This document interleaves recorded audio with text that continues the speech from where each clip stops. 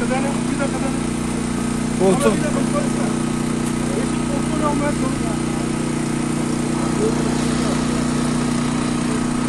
Bir dakika.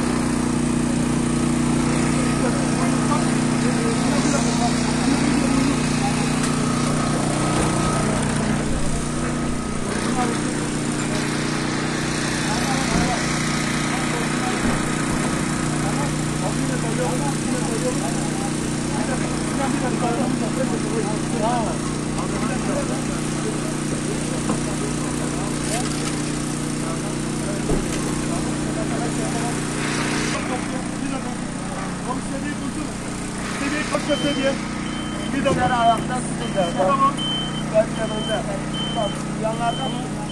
Yanlardan salla. Biraz geriye. Bir dakika. Böyle ayaktan kaldıramam lütfen. Yok. Ayak sende. Tamam anladım. Sen de yavaş yavaş. Ayak sende Sinan. Devam et ayaklarına. Ayaklar tut Ahmet. Ayaklarla. Ayak. Gel olacak. Onu çevir. Çevir abi.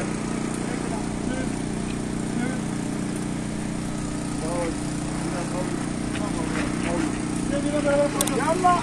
Ayak fazla koydum. Ayak fazla koydum.